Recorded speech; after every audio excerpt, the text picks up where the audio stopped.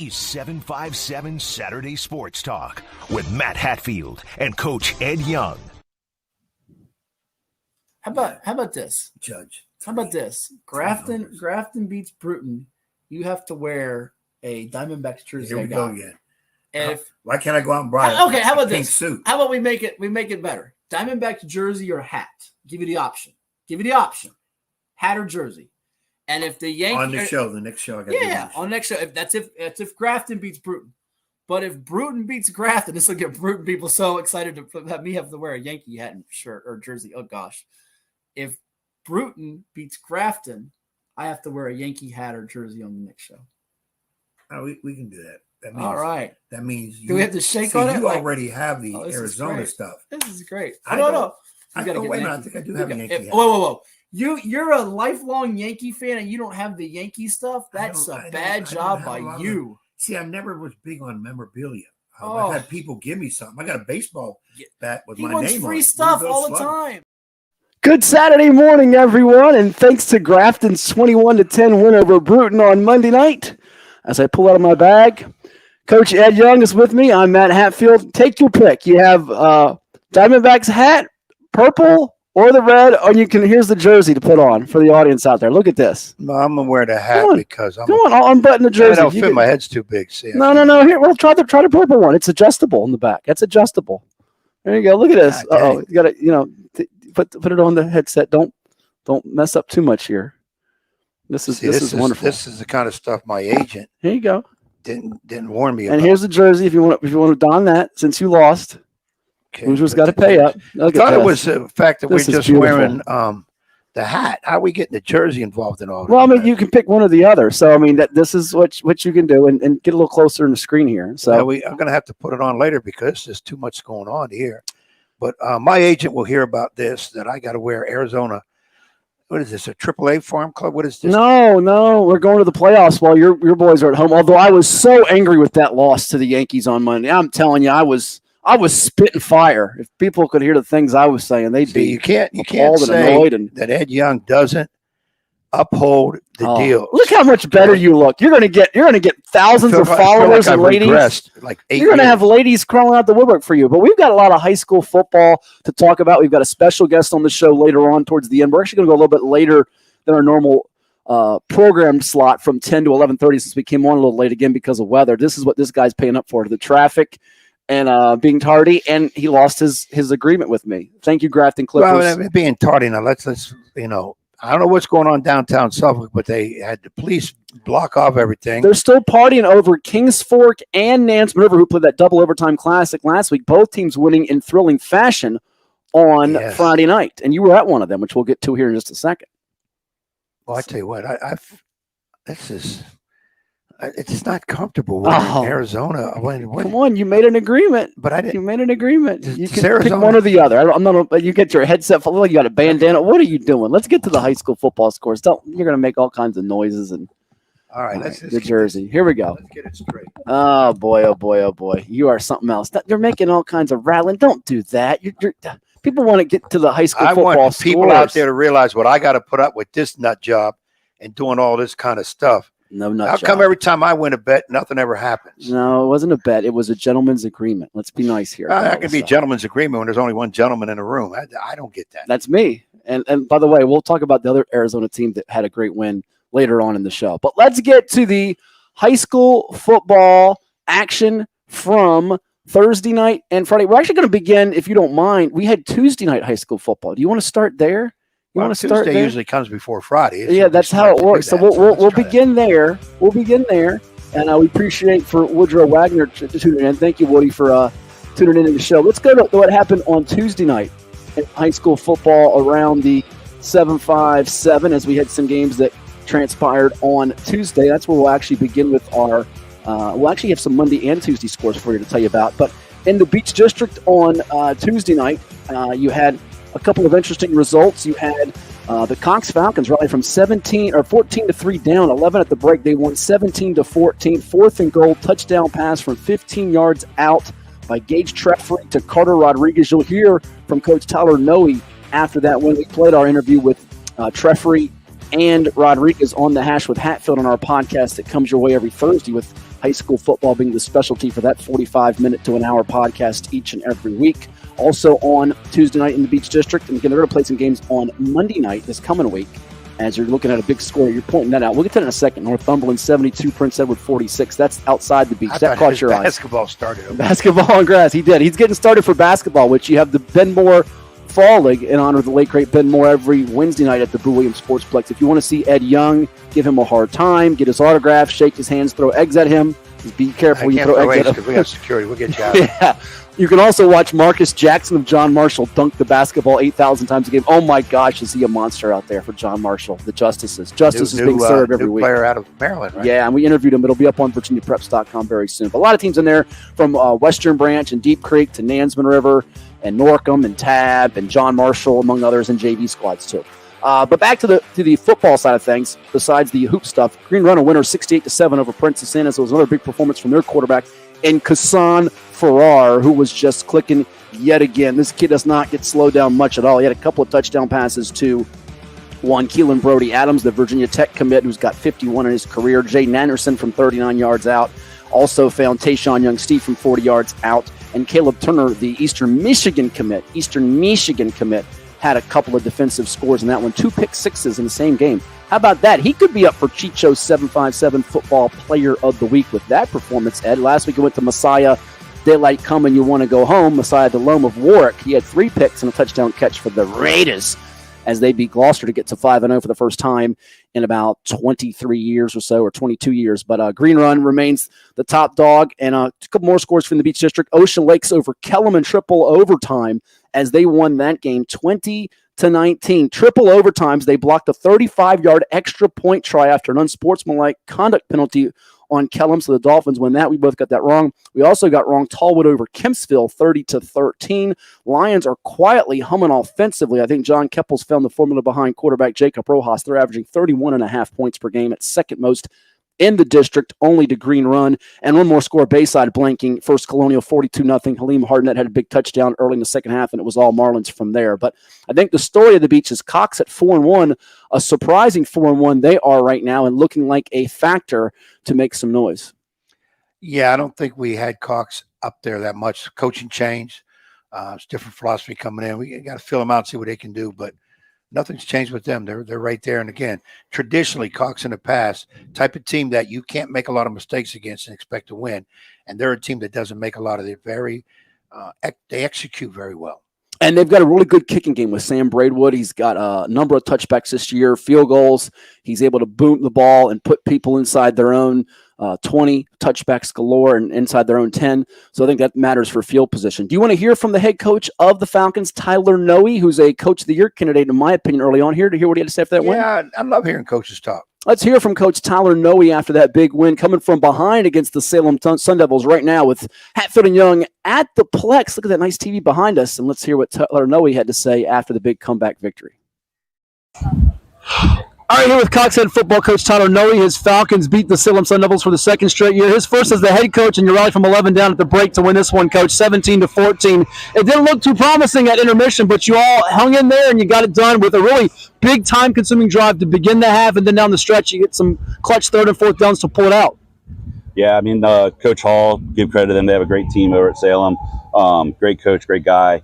Our kids, we challenged them at halftime, and just to never not quit. We came back on Bayside the same way. Credit to Gage Treffry. He's the one that told me to call that hit or that corner to Gerard, and Gerard hung on to it. Our quarterback, he's a great leader. Great kid. Mm-hmm. I mean, I think he's underrated, Coach. I mean, I know you're getting choked up about it. You can just see he's taking some hits all night against a very good defensive front. And I feel like tonight he's just got that gamer moxie about him to lead a drive against Bayside a couple weeks ago. No, tonight it shows what he's about, doesn't it? Yeah, wholeheartedly. I knew that Gage, when he came in here as a freshman, he was going to be good. And he showed it the past 2 years as a leader and a quarterback on this team. And he really motivates these kids not to quit at any time during the game. We'll get to Rodriguez and your outstanding DC and what you all did adjustment-wise in a second, but Gerard Johnson, I've watched him in the summertime the last couple of years. He loves going out and passing to catch the football. He plays on the defensive line. He's sacking quarterbacks, but what's your thought there into the game? You're going to put him down there and he gets a big catch to give you a chance. Like I said, I gave credit to Gage Treffry for telling me to call that play, and Gerard hung on to it, and he's our D1 D1 player, we're going for him. Yeah, you go to your stud time, if you will, money time. Rodriguez for you. He's a player that's also another guy that I feel like has slept on to a degree, but he makes some winning plays for you. He does.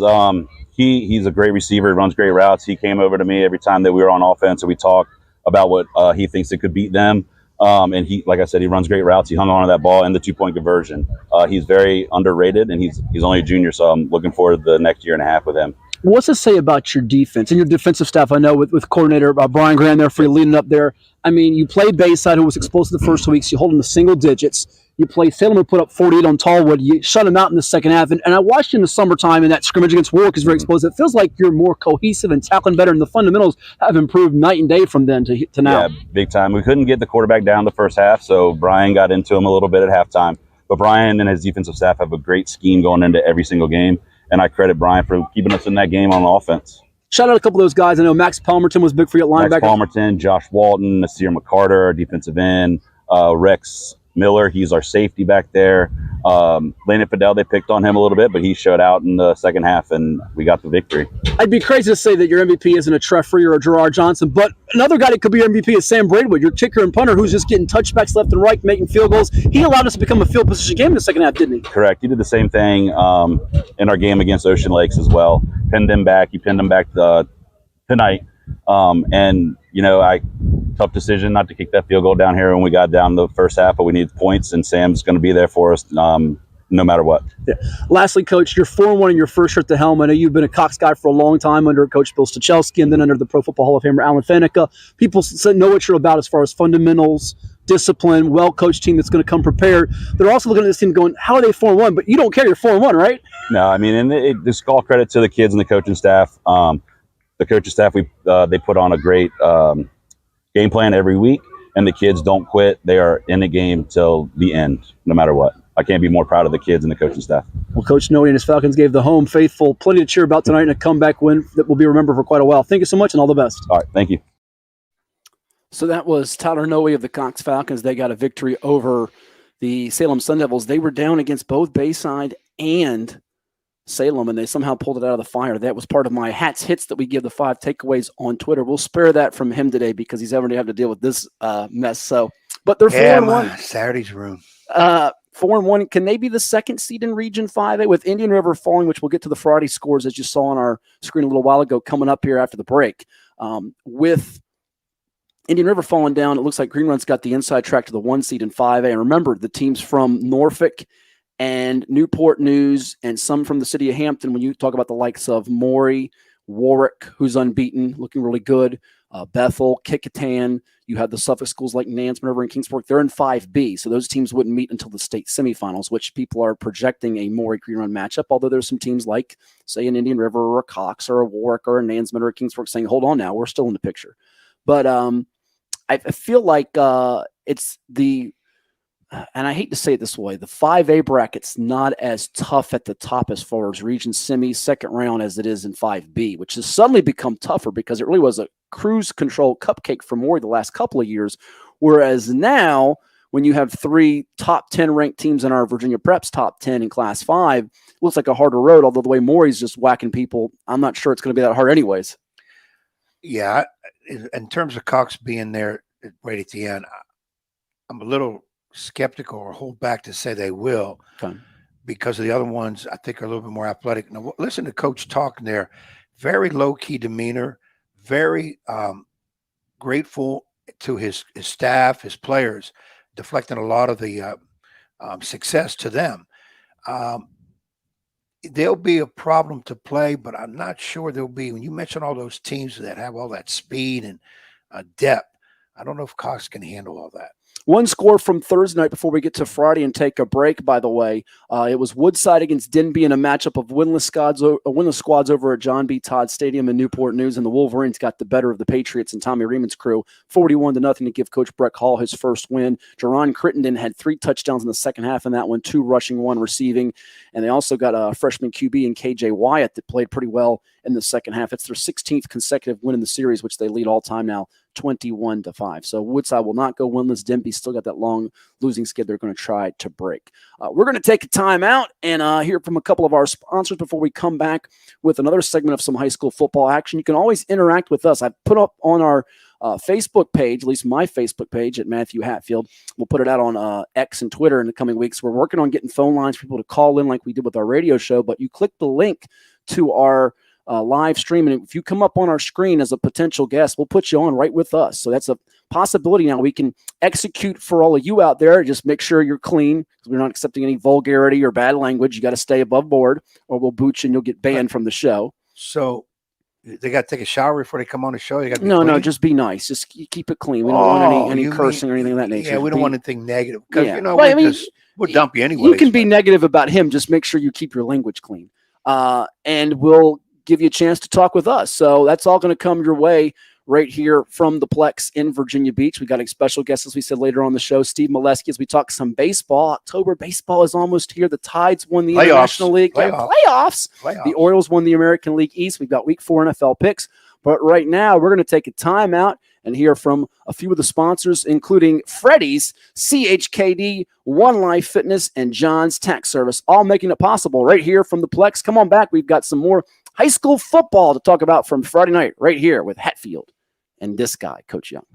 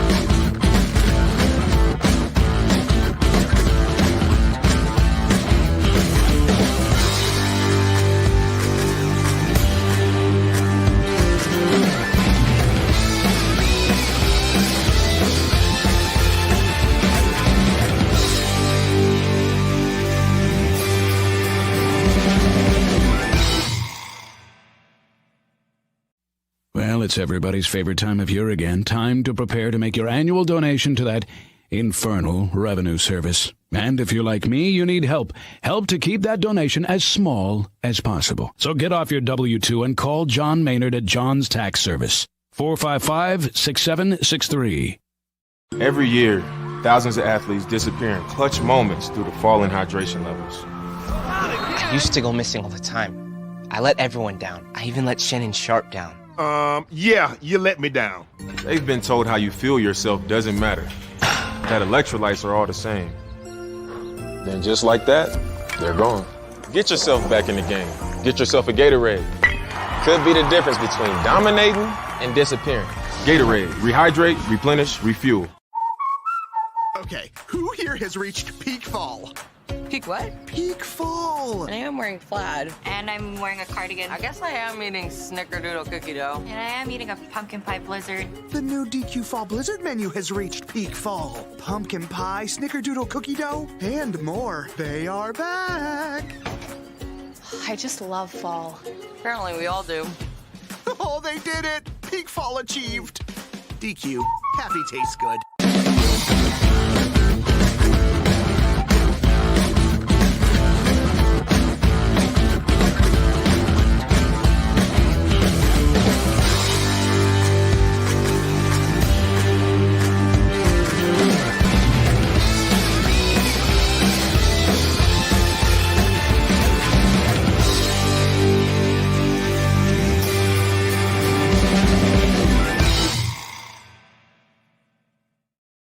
This is 757 Saturday Sports Talk. Here are Matt Hatfield and Coach Ed Young.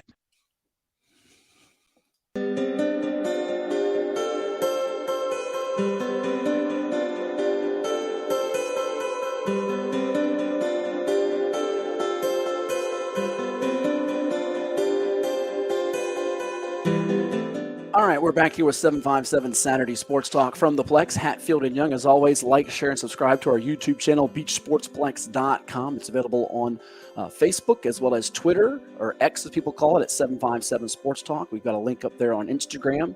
Hope to be going live with folks on IG. I do the IG live after Friday night football games, and we also have it archived up at virginiapreps.com as well. But big thanks to all of our sponsors here at the Plex for making it possible each and every week. All right, Ed, you ready to go through some more high school football results from Friday night? Where do you want to begin as far as the high school football action around the 7th? Before we do, let me preface why I'm wearing the clown outfit. Well, that's where the Arizona normally is. Be nice. Somehow I lost a bet that I don't even remember betting. Not a bet, it was a gentleman's agreement. And we don't wager. We made an agreement. I tried to handshake with you, but you just said yes. I've got to wear this Arizona hat and there's Diamondback jersey from throwback. I don't know what it is. Wonderful. I'm telling you, your stock is going up. You'll have the ladies crawling all over you in the next. I don't really need the ladies to crawl all over. I know you've got plenty of them. That's how you get COVID and other things. So, but it just doesn't feel right. I don't have my Yankee gear on or my Boston Celtics. They're not going to the postseason. My Vegas Raiders. And by the way, they're not beating the Bucks this year. They just got Damian Lillard. How about that? You got some thoughts on that trade here? Oh, here we go. Let me make this point perfectly clear in the middle of football season. Right. Milwaukee just picked up Damian Lillard. They did to go with Giannis. 2 out of 5 or 10. They will not win the NBA title this year. They might be in the championship. That's the set. They will not win it? They will not. Write it down, put it in there. And if they do, it's getting overdone with tattoos and earrings and things of that nature. But what will you do if you do? Let me think about will that. Will you buy one of our loyal Bucks fans out there? Maybe Will Garlick, who's a lifelong Bucks fan of Will's a Bucks fan. I didn't know that. He is. Going back to the great days with Bobby D and the Big O, Oscar and Kareem. Bobby D, by the way, who was a star in the 757. We always bring it back to here. Norfolk State. We'll get the Greyhound on the podcast because he's been a guest of mine on television when I did the show with Cox 11 and the folks there with Your View. We did a show and also had him on radio a number of different times. Had that Bob Dandridge MLK Classic at NSU a couple years ago. Yeah, Bobby D, 6'6", 190, was unbelievable scorer. Hall of Famer now, which he was so richly deserved. Played the forward spot. How about you buy Will dinner and you get him and his wife or one of his family members tickets to a couple of Bucks games, like a weekend? How about that? That's a fair. If they win the championship, that's fair. Why are you doing that? That's not that hard to ask. Yeah, I think we can do that. There you go, Will. I can get Will. I think decent seats. Don't get him in the nosebleeds. No, you got connections. I check my one of my connections for sure. Yeah, you're gonna get your buddy Buzz Peterson up. Is what you're gonna do when they play down there. So that's exactly what you're gonna do. Look at this. I know how his mind works. I can read him like a book. You are too easy to read. I have to get him some Buck tickets. All right, let's get to the high school football. Where do you want to begin in terms of districts? You got Peninsula, Bay River, Southeastern, Eastern. No beach games, which we touched on from last Tuesday. We'll go ahead and look at Mondays in a bit. Bay Rivers. You want to go to Bay Rivers first? You're feeling the Bay Rivers. Well, the Lafayette Rams, he made a declaration about them last week. I don't know if it was a declaration, but a prediction at the very least. Which, by the way, got War Hills community all up in, I wouldn't say arms, but they shared it, which we give big props to Jerome Rhodes and the Lions. We'll get Jerome Rhodes on next week. We'll try to get him on next week. I can't guarantee it if he agrees to it. On the Hash with Hatfield. Because if he comes on with just me, like John Byron of Tab has done, like Wayne Lance of Atlantic Shores has done, like Anthony Joffrin of Kings Fork has done, they win the next game. If they come on with me and you, like Lamort Smith of First Colonial has done, they haven't won a game since. So we know he is the bad juju. I'm the good juju. So remember that, Jerome Rhodes. Come on with me.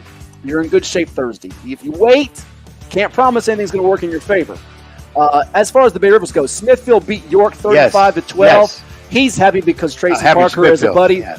Doug Pereira should smack him. Blue smoke. I'm not against Doug. I just wanted Tracy to get a win. The reason he was happy about Smithfield winning was the fact he picked them. Now, I watched Smithfield Monday night against Lafayette. We played the interview with Andy Lynn after that win for the Rams over in Ham Country in Smithfield. It was good to see Pat Dillon, by the way, the AD. I did not see our buddy Keith from Smithfield. Keith, where are you? We're looking for you. Anyhow, I was not sure if they had enough offensive juice to win this game. I know York has been struggling a little bit on the offensive side of the football as well, but Smithfield showed the offensive punch in this game, 35-12 against the Falcons team that's going through some growing pains a little bit here. Poquoson all over Jamestown, 51-0, got a big pick six, I think it was, from Dylan Bullard. Baker Green found the end zone. Eli Tyndall had a couple of touchdown passes, and the Bull Islanders cruised past the Eagles of Jamestown 51-0. I think Elliott Duty's team will be heard from in Region 2A after they had those early losses to Grafton and to War Hill by a sizable margin earlier on in the season. Also out of the Bay Rivers, Tab a winner, 37-0 over New Kent. Are they getting enough love, Ed? I know they lost the close one last week, 25-21 to Poquoson, but they're 4-1, and I think John Byron has to have his name in some Coach of the Year conversations, the former Lafayette aide to Andy Lynn and one-time head coach at Menchfield many moons ago when he coached Clifton Richardson back in the day. You remember him, went to UVA, but John Byron's doing a nice job over there at Tab in his first year as the head coach. And back in the day, Tab had a heck of a tradition and program. And now Coach is getting them back up in that situation. And we're not mentioning them a whole lot. And maybe that's how they like doing it, fly under that radar. Let everybody else get the adulation now, and then let them get in the playoffs and see what they do. As far as the Lafayette Rams go, their defense buckled down and held Grafton to just 105 total yards of offense, a shutout. They almost had one on Monday against Smithfield, who scored a touchdown late, 29-0. A couple of touchdowns each for James Spencer and Jade Brown as the Rams get it done, and now the showdown awaits after they run for 300 yards on the ground after the 220-plus effort rushing against Smithfield. Hayden Melewski at quarterback makes some plays at times. They've got a weapon out wide in Elijah Matthews. They're going to take on War Hill, and this is the matchup people have been clamoring for in the BRD, Ed, because War Hill is 5-0, averaging 43.8 points per game. Their defense has given up just 4.4 per contest with 2 shutouts to boot. Lafayette now with a shutout. Their defense is allowing just 7.2 points per game, 34.8 they're averaging. So the first question for you is, besides who wins, which you made your feelings known last week on that, which I'm sure you'll follow up on. But the first question, before we get to question 2 to follow up here, is will this be a lower scoring game with the defenses? We mentioned both holding the foes to under 8 a game. Or do you think it will be above the 21-28 mark and it will be high scoring for both sides? Last year, it was a blowout in favor of the Lafayette Rams, as they have really controlled this series historically against War Hill. War Hill against Lafayette all time, just 1 win, 17 losses. Lafayette won 49-7 a year ago. But question 1 for you, will it be higher scoring or more on the lower scoring side? I'm going to put it right in between a 28, 24, 26 game, right around in there. I think the defenses are too good to have both teams deep in the 30s, which is what they're averaging. And there's too much firepower on the offensive end to see a 10-7 game, even though both teams are holding people under 10. So I'm going to put it right there in the middle, as they not so much figure each other out. They know each other very well. Don't think it's a blowout. Don't see a blowout happening this time. I think, even though it was last year with Lafayette, I don't think War Hill would allow that. And I just don't see anybody ever blowing Lafayette out of the water when it comes to these type of games. But I think it's going to be a hard-fought game. It means a whole lot. And when you mention that stat, 1 win ever against Lafayette, I would have never known that. I think I still pick Lafayette to win it. I pick a close game, and I don't pick a real high-scoring game, and I don't pick a real low-scoring. All right, so that covers the BRD. Where do we head to next? You want to go to the private schools? We've got an interview coming up with Chris Higgins of Atlantic Shores. You want to go to the PD, the Eastern or the Southeastern? And again, Monday's schedule coming up. We'll have it for you on the screen with the Beach District as they move their games because of the weather last week to a Tuesday-Monday deal. Some wondering, are they playing next Friday or next Saturday? Well, it's going to be next Friday. They will get back to their Friday games. But Green Run is idle on Monday. But where are we going next, sir? We'll go to the peninsula, since we're on that side of the water. He wants to go to the PD,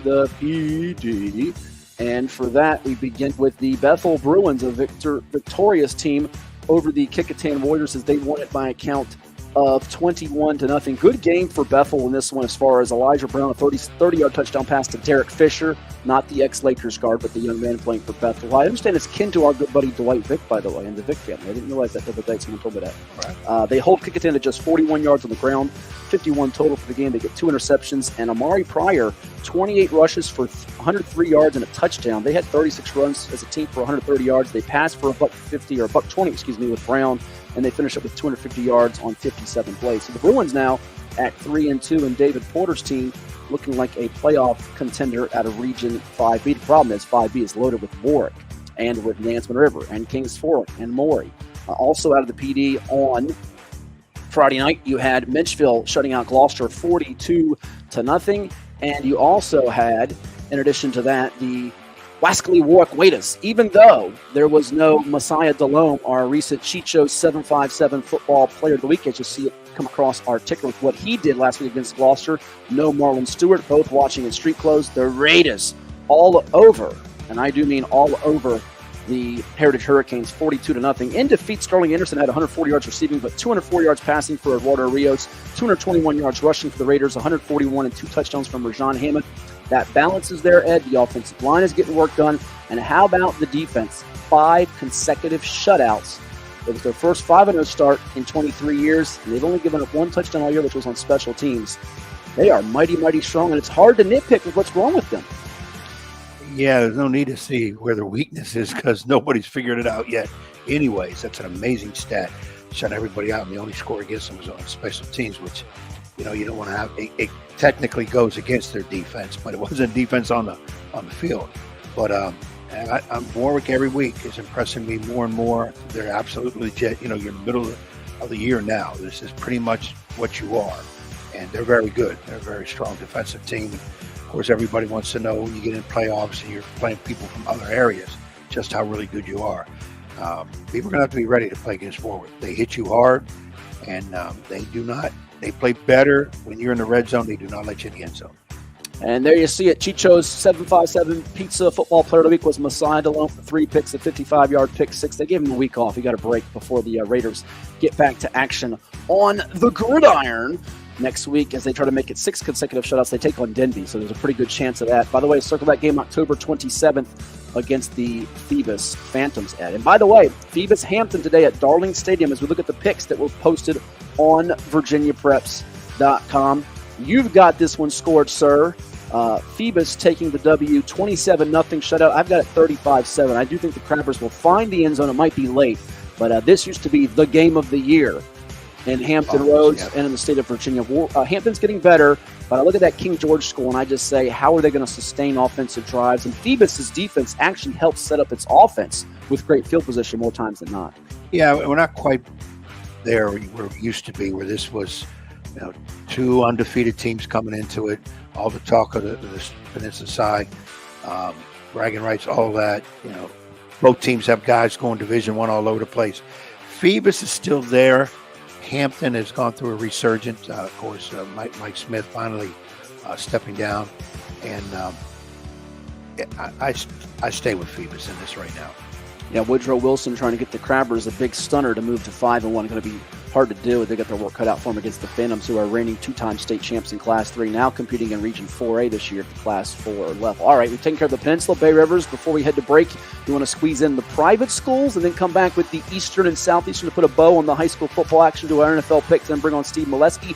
Where do you want to head to? Or do you want to take a detour, a U-turn, which you do? Here he goes with the U-turn and the detour. I wanted to do Eastern District. I want to do private schools last. You want to save them for last? Okay. I do want to save them. So you want to go to Eastern, then we'll come back with Southeastern. Yeah, then we'll do that. All right. We'll do that. Eastern District last night, the Lake Taylor Titans, Hank Sawyer's team, victorious. It was a thriller. Not the thriller in Manila. Oh, that goes back to those great boxing days of Frazier and Ali and that's the George Foreman. Great boxing. Did you watch the George Foreman movie, by the way? That Foreman movie was great. I saw it last summer. He's got to see it. Let us know if you watched the Foreman movie out there. Comment to us, post to us, share to us. I thought it was one of the movie of the year candidates. I thought it was a great movie. I still haven't seen my Chamberlain documentary. Oh, you got to watch that on Showtime. See, I just don't have time to watch TV. You have time. You're too busy on the dance floor. All right, Eastern District, though. Lake Taylor Titans trailed much of the way against the Booker T. Washington Mighty Bookers. Did you know Titans head coach Hank Sawyer is a Booker T alum? A lot of people don't know that, by the way. But his team gets a touchdown from Kevin Adams with 1:08 to go to Elijah Moss Washington, the big basketball standout Syracuse commit, and he decides to go for 2. Down 14-13 with 1:08 to go. They get the 2-point conversion. They hold Booker T to negative yards rushing, -11. Mekhi Frisbee had a big game for Booker T in defeat. 7 grabs for 115 yards and 2 INTs.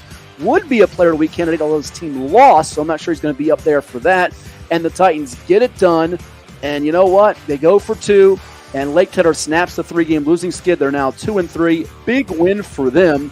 You also had Granby bouncing back 54-0 over Lakeland. This guy laughed at me when I said they could start out 4-1 or 5-0. They didn't get to 5-0, but they did get 2. 4-1. So Kendall Jefferson remains in that Coach of the Year conversation.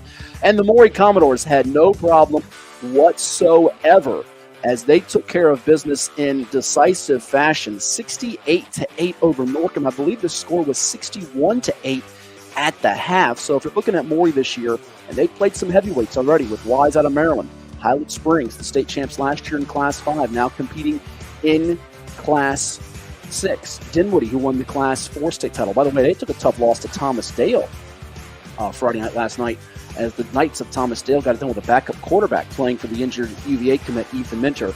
But on the year, Ed, 49 points per game for Maury with that schedule.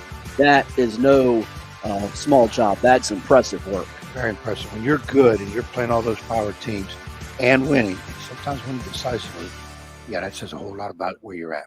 And they sent the Greyhounds back to Portsmouth with another. Who's a good ball club too now. I mean, that's a good, and they have played a pretty tough schedule. Yeah. In fact, they even got the Maury superfan all excited. Maury superfan. You know what we're talking about? There's only one person. Look at this. During the game, it wasn't after the game. We got this courtesy of our good friend, the former Lake Taylor linebacker and current DC of the Commodores, Mike Privet. Check this out. This was during the game. This could be dangerous, people. This is great.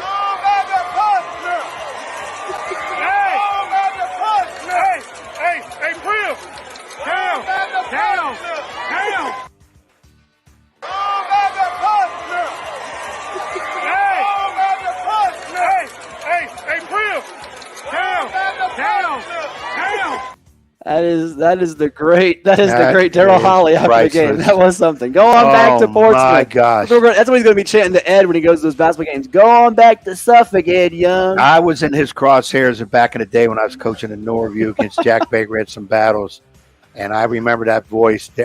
Oh my God! And the way he's talking, the points, the pom waving. Darryl Storr going strong. What is he? 98 years old or something? No, he's not 98. All right, Darryl. Go on back to Portsmouth. Well, I feel like Norcom will bounce back. They got a big one, though, with their Portsmouth rival in Churchland. But who's stopping Maury? I mean, they can get it done in so many ways. The running game with Damari Palmer, with Leon Clark, with Melvin Lowe. They have a host of receivers, LeBron Bond, Fred J.R. Johnson, who's a defensive stud, had a pick 6 last week against Lake Taylor, South Carolina commit. Devontae Floyd, a Duke commit, and Autori Newkirk, quarterback. Is he right now your player of the year in the 7-5-7? Remember, he was a JV player last year, Ed, and now he's directing maybe the best team in the area, dare we say the state at any level, and to do it with that precision. I mean, he could go from literally a JV player. Think about this. He was a freshman backup quarterback on varsity 2 years ago at Bayside. He plays JV last year, and now he's a junior starting quarterback for the reigning, 5-time region champs, and he looks as good as any quarterback in the whole Commonwealth. You know, when you talk about MVP, outstanding player, it's so many. So you start with the best team. Who has done the most on the best team? And then the list goes from there. But I always say you don't want to count out a kid who might be on a team that's not doing a whole lot of wins, but he's having a great year. And you don't hold the whole team's lack of progress against a kid that's doing tremendous. It's not his fault. He's doing on adverse conditions. I mean, he's probably being, sighted out, game plan for, double team, triple team, whatever you can do, and the kid still's doing well. But I think you start with, quote, best player on best team. Now, when it comes to football, we say best player. The first position we look at is quarterback. Go to college, the Heisman Trophy. And I dare say this without knowing it, probably more quarterbacks have won the Heisman than any other position. And offensive lineman, doubtful. Maybe one. Leon Hart was, I think, a defensive end for Notre Dame, won a Heisman. It's like automatic. If you're the best player on a great team, you're either the quarterback, wide receiver, or running back. Pretty much other positions you don't even worry about. But this youngster, coming from where he has and learning so much now and being instrumental in their success, you got to look at him. Look at Ed Young dropped the 1949 Heisman winner. Was it 49? It was 49 for Leon Hart. By the way, speaking of Notre Dame, before we take a break here, Lord, was that a tough game against Ohio State of the night? We blew From it. the 1 yard line. Because I'm a Notre Dame fan. 10 guys on the field. That's like you having 4 on the court for the last possession against Lakeland or Kings Fork. What happened, Marcus Coach Freeman? It's easier to play with 11 against 11. Oh, my God. But I blame that on. They should have won that game. They have 47 assistant coaches. Somebody got to see that. They dropped the picks, by the way, too. They should have won that game. That was tough. That was tough. Got Duke today with a lot of 7-5-7 flavors, such as Peyton Jones, formerly of Maury. Leon Griffin III, formerly of Bayside, Kempsville grad Karan Boyd, Kickingham alum David Anderson, and by the way, Zon Burden out of the 757, former ODU and Virginia Tech assistant, and Salem High grad in Virginia Beach, part of that coaching staff for Mike Elko, ace recruiter. So Duke Blue Devils is going to make it tough for the Fighting Irish down in Durham today in North Carolina. It's going to be a tough one for them. I do think Notre Dame will pull it out. There won't be a whole lot of lag from that Ohio State fiasco. But you can't sell Duke short. But I think Notre Dame will pull that out. And I'm going to say 21 points. You could have had a more updated defensive Heisman guy like Charles Woodson from Michigan, but that's Michigan. He's defensive, but Leon Hart played the line. I'm talking about being on the line. You're right about that. Hey, one more Eastern District score as we head to break. Manor doubling up Norview, rather surprisingly, 12-6. So kudos to Tony Newbold getting his second win. Pilots dropped their fourth in a row after the 2-0 start to the season. Let's take a time out and hear from a few more of our sponsors from the Plex in Virginia Beach, including John's Tax Services, CHKD, and Zoop Eatery. Well, it's everybody's favorite time of year again. Time to prepare to make your annual donation to that infernal revenue service. And if you're like me, you need help. Help to keep that donation as small as possible. So get off your W-2 and call John Maynard at John's Tax Service. 455-6763.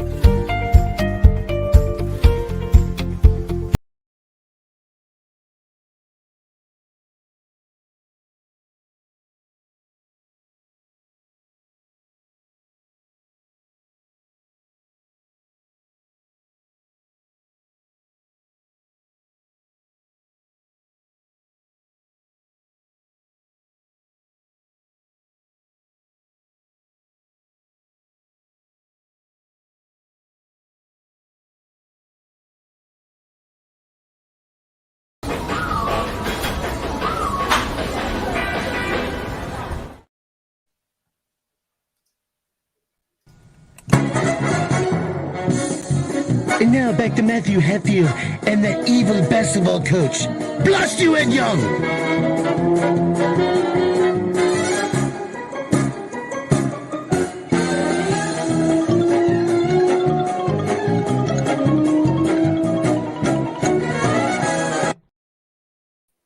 And we're back here on 757 Saturday Sports Talk with Hatfield and Young at the Plex. You always have a chance to hop in here with us. Again, check out the stream link. You can join in. We'll have also the ability for you to call in very, very soon to the show. We'll be joined by Steve Melewski, who of MASN, MASNsports.com. He covers the Baltimore Orioles to talk about the O's winning the American League East Division and the Norfolk Tides playing for the big championship coming up tonight. It's going to be a matchup that people can watch at 10 o'clock Eastern against the Oklahoma City squad, the AAA affiliate of the LA Dodgers at Las Vegas Ballpark. It's going to be on MLB Network, also MILB.TV for free for people to check out. First International League title for the Tides in 38 years. And you were at Harbor Park this week for one of the playoff games, were you not? Two. Oh, you were at two of them? First opening game and game number 3. Wow! So they won both times you were there. Yeah, my good They buddy. lost when you weren't there. I told you when I'm around, people win. No, you want to try to blame the loss on me, but it's this so guy. Can they get you on a private jet to Vegas tonight? My buddy Jimmy Hammond from Shawan, a fine gentleman in terms of I always call him, he's the coach's coach, and we sat there talk a lot of baseball. I've got some good eats and watched some good game. Now I didn't go to the middle game because of fall ball, but that's when they got smacked. But they came back and looked tremendous.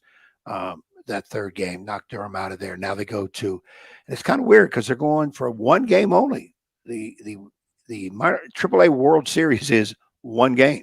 They're going to play Oklahoma City, the Dodgers Farm Club, and Larry Bowman. I know he's hoping for Dodger Oriole World Series, and I told Larry, no, you got half that right. Let's go Orioles and Braves. But they're two minor league outfits. The Orioles and Dodgers are going to play for the championship. great job for Norfolk Tides. There's a lot of good young players down there too. I think Baltimore's going to be pretty loaded for the next few years. And how about Jackson Holiday? Went deep. Youngster. Yeah, he was struggling up until then. He had a hit, a double, I think, before that, or triple. There was a triple. And he was struggling. Now, the kid's only 20 years old, and he looks like he's 13. Son of Matt Holliday, former and Major League Baseball player, very good Major League Baseball player. But I think he's going to be good. I think he probably needs another year of seasoning, AAA maybe. He was a minor league player of the year, I understand, this year, all the minor leagues. So love watching the Tides play. They got some really good young players that make it. But here's the crazy thing about the game. And you always talk about me being late. I leave Suffolk for a 6:35 game at 4:45. Mm-hmm. I get in line in my car to go parking at 6 o'clock right outside of Harbor Park. I parked my car at 7:03. I'm in line for an hour and 3 minutes to find a parking place. All the parking lots were jam-packed, and I ended up parking somewhere downtown Norfolk. I should have took the Tide to get back to the doggone It was Harbor free Park. too, I understand. Why didn't you? It's a bad job by you. It's a very I didn't bad mind job. walking, a little night air out there, and of course, you have to have your head on a swivel when you're walking downtown Norfolk. But it was great. It was great to see the Tides play, and great crowd. I think two of their biggest crowds of all season. All right, we're going to get to the Southeastern District scores from, and that, of course, was from Friday night in the high school football action. So let's dial it up here from Friday night. The big matchups in the Southeastern District. Ed was witness to one of them. Al Kendrick Overton led the touchdown drive at the very end for Nansemond River as they beat Western Branch 28-21. They fell behind when Damon McDaniel Jr., the youngster, I covered his dad out here at the Plex when he played for Lansdowne, was part of a playoff game for the Eagles alongside Percy Harvin, coached by Chris Beatty. And amazing to me because Western Branch takes a 21-20 lead. They force a punt. It looks like the Bruins have it, but the Warriors hold together. The defense gets a quick 3-and-out, led by Manny Azago on that defense, the JMU commit. And the Warriors respond from the tough double overtime loss to Kings Fork. They beat Oscar Smith the week before, and here they are, Alonzo Ricks' team at 4-1, feeling mighty good about themselves, and not a whole lot of time to rest because they do have Hickory, and then it's a home game with Indian River, who gave Kings Fork a battle, which we'll get to. But very good win for the Warriors of NRHS. It was homecoming last night out there in Suffolk, which is probably why you slept in, wasn't it? No. I was up, what I'd say, 7 o'clock. I was up really Bad early. sleeping in for you because you usually get up at 4 or 5 a.m. So you didn't sleep Usually in. 5 o'clock during the week. I sleep in the weekend, Slept 7:30. But I didn't get to see a whole lot of the game because I'm working to gate and making sure things are going smooth of who's coming in, who's getting out. You're attacking the people. Let's just be honest. A lot of people coming up asking about basketball. I saw a lot of people from homecoming. You see a lot of fans from Nansemond from the past. So I got to talk to a lot of them. It was a talkative night, but thank God that the Warriors won. I can't remember who won homecoming, king and queen. One of my players was running for I thought so. King, Jaden Barnes, but he didn't win it. He didn't win it? Oh, I thought he won. didn't win it. No. I blame you not campaigning hard enough for him on social media. I was campaigning for him. Yeah, I didn't see it. I didn't hear about it. Yeah. Usually when you campaign, you send 8,000 text messages and you bug. Well, you can't. You got to campaign on the kids' level, not what the old people get on I'm the not social old. media. Well, you're somewhere in that package. So I was down there. I was kicking it on Thanks a lot. Snapchat and all those things. You have a Snapchat? Put your No, I was using Snapchat out somebody there. else. I was putting on you were somebody somebody else's. All right. Boy, I'm getting X pretty soon. you're getting X pretty soon. You've been X. And that means Twitter, not X, I in know. terms of being fired. Deep Creek, a winner over Hickory, 30-14. Pretty much went according to form, to use one of your phrases. Grassfield shutting out Great Bridge 13-0.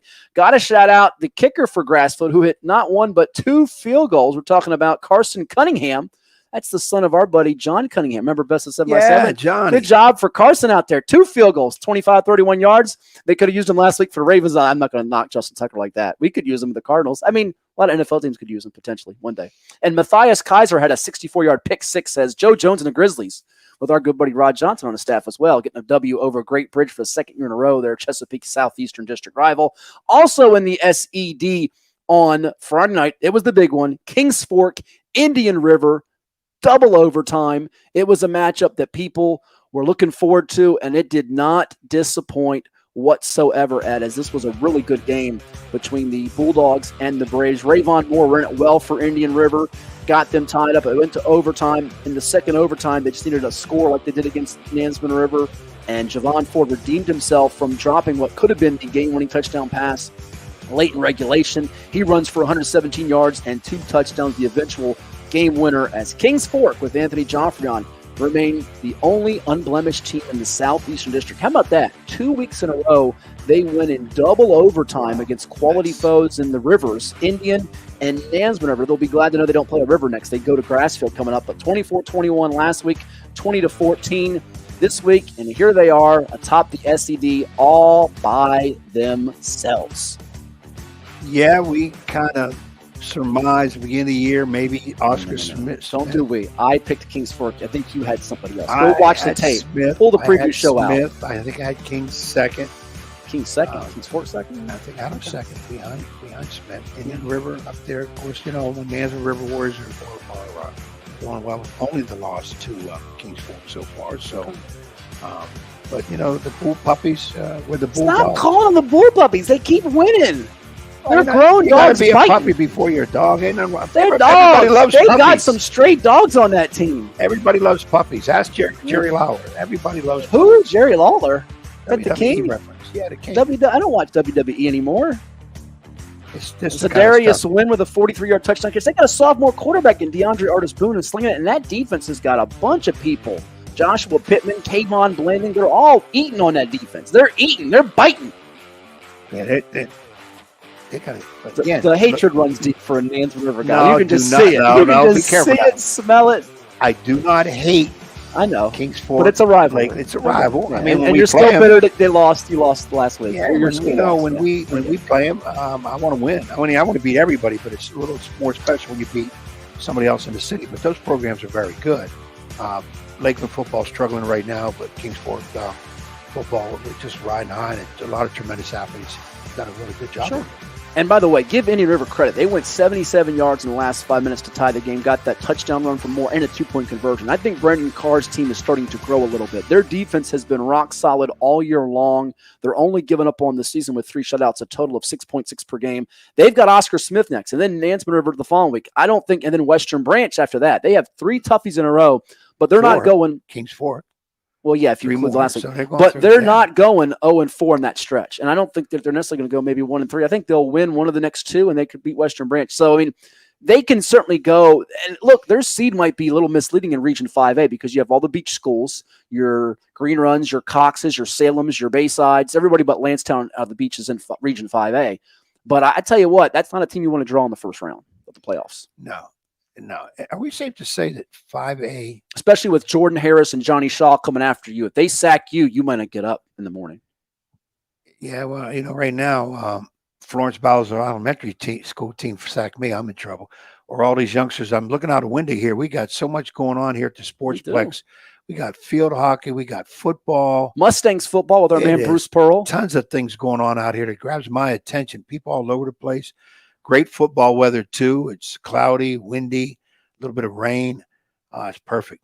And I got Bruce's picks, by the way, coming up. We got Bruce Pearl's Week 4 NFL picks. They haven't been too hot, but he's already declaring a guarantee, a 3-0 week this week for Mr. Virginia Trophy and our man Bruce Pearl. I'm going to find me a guarantee game this week, too. Yeah. I can't say 3, but I'm going to give me 1. So that's coming your way. Got a couple more scores for you. We got the Southeastern District to talk about as well. You want to hit on that district real quickly? You mean? I mean, the Southeastern. We did Southeastern. We have the private schools. See, I'm all over the place. He's messing with my head here. You want to hit on the private My agent's going to hear about this after. I got to wear this clown suit. It's not a clown suit. Okay. It's lovely. And then I got to deal with this guy. And yeah, my agent's going to hear about this. All right, let's hit to the private schools before we bid adieu here on this edition of the pod. And we have an interview before we bid adieu, too, with Steve Melewski of MASN. Talk about the O's headed to the postseason. 100 wins for them and counting. By the way, quick small schools, Western Tidewater, Essex over Charles City, 51-0. Woodstock Central, or I should say Central Woodstock, beating King William, doubling them up 28-14. West Point, a winner over Colonial Beach, 33-14. Northampton doubling up Middlesex, 42-21. Franklin over Fern Catholic. It was 36-30 in favor of the Broncos, not the Denver Broncos, who can't get out of their own way right now. They do have the Bears this weekend. We'll see if they can get a W there. That's a win. In Chicago. That's Soldier Field. What it is, I don't even know Soldier Field anymore. Sussex Central 42, Southampton 6. Private school action, though, It was Rappahannock County beating the Gators of Greenbrier Christian 40-35. Portsmouth Christian winning by 20 over Norfolk Christian. It was a 26-6 decision there. 49-7 Norfolk Academy over Fork Union. And Ed, we might have the player of the week. I'm sure I'm going to butcher the pronunciation of this, so I hope his family, his parents, his teammates, some fans will help me out. I've got it Cooper, Tyszko. I guess that's Psycho. I'm a psycho, I know that. Zyko. Yeah. 6 touchdown passes for him, ran for another score, and he had all 7 extra points as Norfolk Academy blasted, and I do mean blasted, Fork Union by a score of 49-7. Best start for them since 2006, Ed. They are rocking and rolling over there at Norfolk Academy. We talked about Will Foley last week with the special team scores. How about Cooper here at QB? He's a Chicho's Pizza 757 football player of the week candidate. I'll put him right up there for this week. Nominated right there. Hopefully I can get the proper pronunciation of his last name. Someone help me out there. Comment to me, message me, DM me, and let me know. But Norfolk Academy, think we should get Steve Moniger on the show? Or are you afraid they're going to jinx him? No, I'm not afraid of jinxing anybody. I mean, they're allowed to come on their own free will. We want to bring them on. You got to get it done on the courts, on the fields. Ed Young has nothing to do with those other people's losses. No, if you got a Player of the Week nominee, you know how to reach us with that. Atlantic Shores a winner last night over the Nansemond-Suffolk Academy Saints. They were down 21-14, but rallied for a 42-21 win. That means 28 unanswered points. And they had Napoleon Dynamite find the end zone 3 times. Do you want to hear from Napoleon? Let's hear from Napoleon Dynamite. We're going to hear from him, and that is, for those that don't know, you'll see why we call him Napoleon Dynamite, the standout, outstanding wide receiver for the Seahawks of Atlantic Shores, Chris Higgins. After the win, he caught up with me. We watch it now with Hatfield and Young at the Plex. All right, I'm here with Atlantic Shores wide receiver Chris Higgins. 10 catches, 154 yards, and 3 touchdowns tonight as the Seahawks beat Nansemond-Suffolk Academy 42-21 coming from behind. Chris, tell me about this game. It was a good back-and-forth battle first half, but second half it seemed like your defenses controlled things and you got in a better rhythm. What was kind of the difference in the game down the stretch? Oh, yeah, for sure. First half, it was a lot high scoring, really fast-paced. And then the second half, when we were able to really establish the run and play defense well, that's when we pulled away. So. How nice is it to have a back there that can run it 30-plus times like Jack River, who's just a durable workhorse, isn't he? Yeah, he's a dog. I think he had a broken nose, too, so he still probably had, I'm guessing, at least 150 yards, a few tuds. So. Tell me about that deep, I guess it was a post pattern, the 73-yard touchdown that I think put the game away for you all. What did you see on that coverage and play? Yeah, so it was cover 3, and it was go switch. So I had the over, and I just ran down the hash. Micah put it in a great spot, and I was just able to run away and score. Tell me about the connection you and your quarterback, Micah Lance, have and how you all have kind of grown from game 1 to now. Oh, yeah. I mean, we've been playing ever since I came in 8th grade. I've been playing with him through middle school, 7-on-7, COVID year, and everything. And now, I mean, he's one of my best friends. We're bonded together outside of school, everything. So he's really my best friend, my brother, really. Sure. Now, you're a junior receiver, about 6'3", 6'4". Yes, sir. Be honest, they got one of the best receivers in the area in the state, and Isaiah from the other side of the field. And I know last year those guys, I think, got the better of you. How much did you get on extra and show? And I'm one of the best receivers around, too. Yeah, Isaiah's been my guy for a while. We played basketball together at AAU. Sure. And, it was good getting him back one time because he got us the first time last year. We got him the second time, but he did get us the first time. So I would like to say I got the better of him this time. So. For sure. And you're down 21-14 in this game, but certainly your offense got clicking in the second half, and your defense locked things down. Now, I would be remiss if I didn't bring up the fact that you have the Napoleon Dynamite lookalike going on. How much did the coach and your teammates joke you about that? Oh, yeah. Ever since my coach actually found out, which was probably in like March. No, actually what happened was 7-on-7, we were playing Kellum, and they started calling me Napoleon Dynamite. Oh. Ever since then, Coach Lance has just been calling me a lot. So, Sure. I kind of just adapted to it. It's funny because their quarterback's named Napoleon, too. Oh, that's right, Napoleon Olsen, yeah. Used to be a VB kid and also was at Portsmouth Christian. Last two for you, Chris. Have you gotten any looks from colleges because you have 11 touchdowns this year and you're starting to really open up some eyes? And if you haven't, what would be your selling points to why schools should recruit you? Yeah, recruiting is definitely picking up ever since the summer. Unfortunately, I didn't have the greatest sophomore year due to some injuries, but now recruiting is really picking up. I'm getting mail, so Sure. I think for the reason a school recruit me is I'm so versatile. I mean, about 210 pounds, so I could really even transition to tight end more and more. So. And lastly, what's kind of the ceiling for this football team? It seems like since the North Cross game, you're back in a groove as far as doing the things execution-wise that Coach Lance expects out of you all. Do you guys feel like you're getting back to where you want to be as far as the level of play? Oh, yeah. State championship's the expectation. North Cross got us the better first time, but we know we could have won that game, and we beat ourselves more than they beat us. So when it comes down to it, anything but a winning a state championship would be a disappointment. Well, Atlantic Shores' Napoleon Dynamite. Chris Higgins is getting big catches, touchdowns, and they're going for a ring this year. Thank you so much. All the best. Thank you. So that was Chris Higgins of Atlantic Shores, well-spoken after the 42-21 comeback win over Nansemond Suffolk Academy. Ed, look at the numbers for him this year. 38 grabs for 536 yards, and he's got 11 touchdown receptions. So in a game where certainly Isaiah Furman gets a lot of the attention, and rightfully so, for NSA, Higgins really shined at that big 73-yarder that put it away, and I think more schools should be lining up to find out about him. Yeah, a poised youngster, definitely the Napoleon Dynamite look-alike. Can he win the look-alike contest if we do that? He would be up there. He'd be beats you and Bob De Niro, right? Yeah, I kind of think he would be over us oldsters. Does he beat Jerry Colonna and Shahid Khan, the owner of the Jaguars? That's a tricky one. I don't know. But you got to put the youngster up there. We got to bring that. You didn't do it last year, did you? No, we did. We haven't done it this year yet. We did it in 2022. Okay. I mean, Jeff McGowan and Freddie Kitchens are the reigning champs. Freddie Kitchens, the ex-Browns coach, and Jeff McGowan, who once was the head coach at Kempsville and Green Run. I think the year before it was Marcus Spears on ESPN, NFL analyst, former NFL defensive lineman out of LSU, played with the Cowboys, and C.J. Clemens, Norfolk State assistant basketball coach. And then one year it was Kenneth Harris, the Green Run basketball coach, and Rick Ross, who was going to be coming to ODU, but I heard his concert got canceled. You won't be able to go to that. Canceled. He should have had Kenny come on as his opening act. They would have stayed. Yeah. Atlantic Shores, though, got some tough ones on deck, though, with Blue Ridge coming up, Fredericksburg Christian. You'll hear from Coach Wayne Lance coming up on the Hash with Hatfield on Thursday. And we'll have some more goodies for you, including the new Chicho's 757 Football Player of the Week. And if you're a big fan of field hockey, we've got a field hockey episode coming your way early in the week. That should be probably on, say, Monday, we do believe. So there you go. That covers the high school football scores. Game to see this week, Ed, I think it's clearly Lafayette and War Hill in the BRD coming up on Friday night. A couple other games that could have some, I guess you should say ramifications. The Beach is playing on Monday, where you've got Cox at Tallwood. I think that's a toss-up game. I would not be surprised if the Lions picked off the Falcons. Bayside plays host to Kempsville. We mentioned Green Run is off. Lansdowne and Salem's a good one. Eastern District, Maury continues its role. They should do so against Manor. You have Lake Taylor hosting Granby. That has a little bit of intrigue to see if the Comets can spring a surprise there and get to 5-1. They did lose a couple weeks back 10-7 to Booker T. And in the Southeastern District, I think you have to watch out for Indian River at Oscar Smith. That is one to circle for sure on the south side. Southeastern District, the Tigers have really owned that series, but a couple years back, the Braves did break through. And new quarterback for Oscar Smith, the freshman, Lonnie Andrews, who threw for 300-plus yards. Lonnie Andrews the third, son of the late great running back for the Tigers several years back. That one's going to be a big one for playoff sitting, both Indian River in 5A, Oscar Smith in 6A. It might not have as much buzz to it. It's hard to believe an Indian River Oscar Smith game is not the top card over War Hill Lafayette, but it's probably the second card, and if you go to it, you're going to get your money's worth. Yeah, I think so. I just think the way things are working out this year, Lafayette, War Hill would be the game. And I would, based on what I'm hearing, I would say Smith and River would be right behind.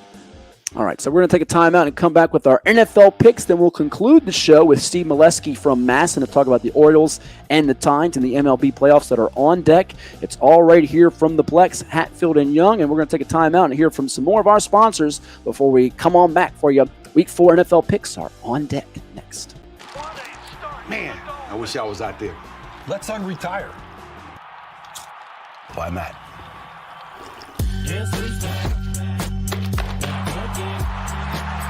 Randy Moss. Dan Marino? You alright? Hey, Grandpa! Grandpa? I still got it. 22.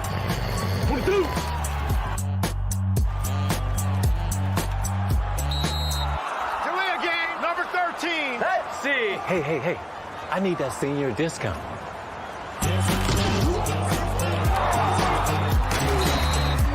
That's the game. Mr. Marino, you mind if I take a selfie? Thank you. I'm good right here, bro. Unretirement? Who'd be dumb enough to do that? Okay, who here has reached peak fall? Peak what? Peak fall. I am wearing plaid. And I'm wearing a cardigan. I guess I am eating snickerdoodle cookie dough. And I am eating a pumpkin pie blizzard. The new DQ Fall Blizzard menu has reached peak fall. Pumpkin pie, snickerdoodle cookie dough, and more. They are back. I just love fall. Apparently we all do.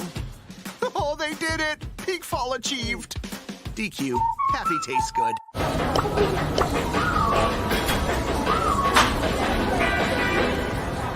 Every year, thousands of athletes disappear in clutch moments due to falling hydration levels. I used to go missing all the time. I let everyone down. I even let Shannon Sharp down. Yeah, you let me down.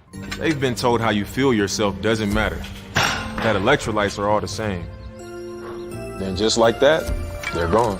Get yourself back in the game. Get yourself a Gatorade. Could be the difference between dominating and disappearing.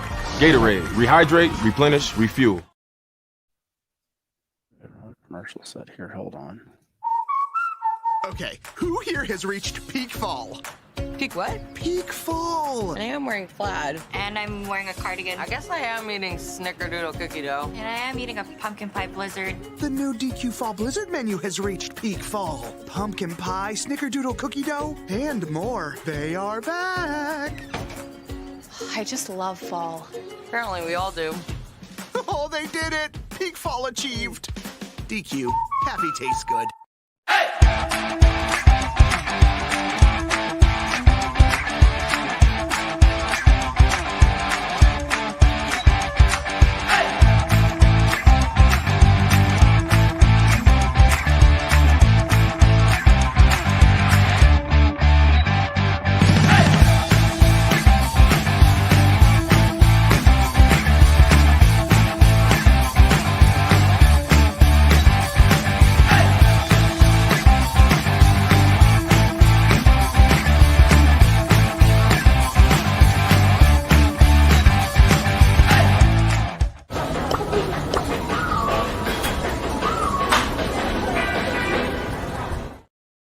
This is 757 Saturday Sports Talk with Matt Hatfield and Coach Ed Young.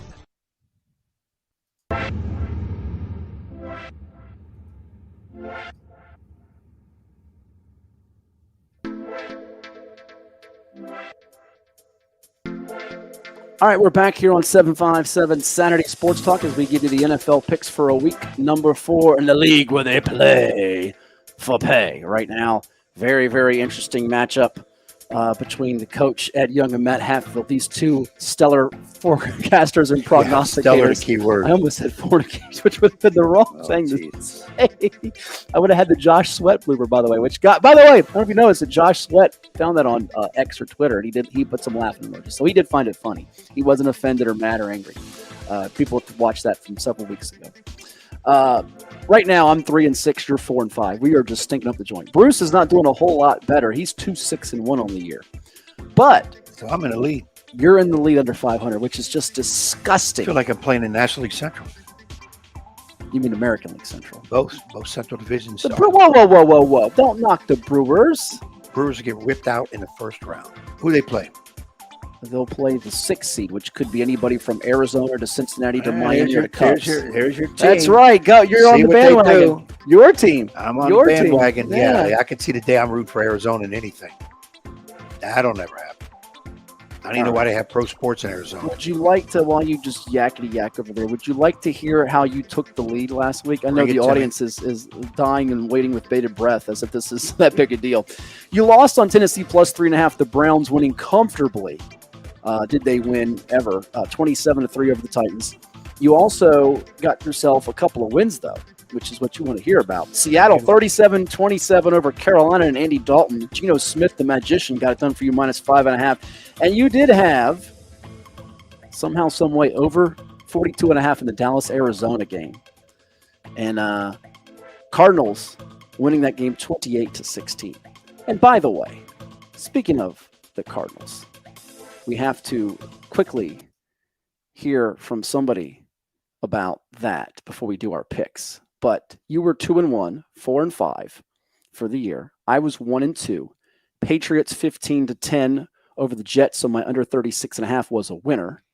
The Jaguars minus 8.5 was a bad loser. Houston won 34-14 as C.J. Stroud got his first win as a pro.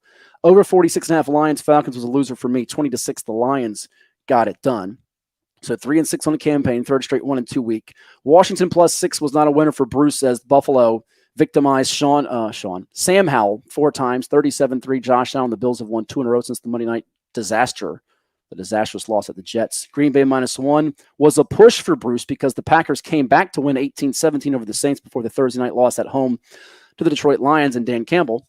And New England 15-10, a winner over the Jets. So -2.5 for Bruce. He goes 1-1-1 as they got it done over the Jets, Jets. But we have to hear an important message, a public service announcement before we get to your first pick for week number 4. Are you ready? Let's do it.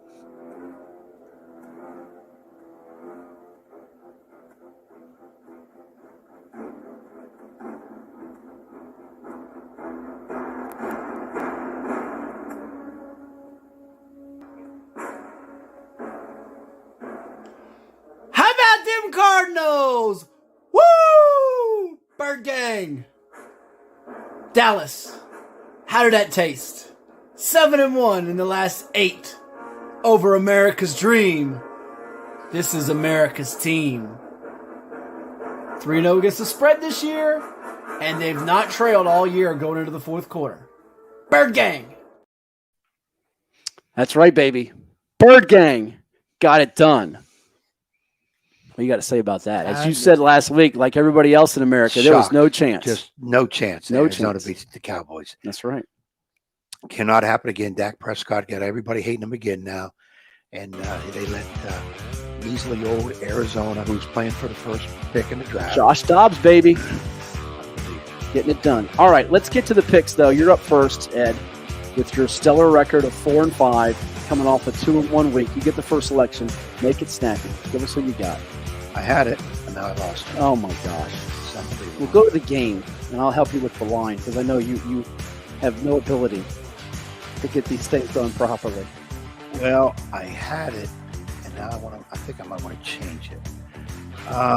Give me Jacksonville's a -3 at home, Atlanta. That is correct. Give me Jacksonville. You all are going to just copy each other. Unbelievable. Jacksonville -3. They're not at home, by the way, so you should not even get this pick because you haven't followed the screen here and the ticker that tells you they're in London. I'm going by the part of that Toy Story Creatures. You're going to watch that on ESPN Plus Sunday morning? No, you'll be at CNU team camp. Watching those things going on.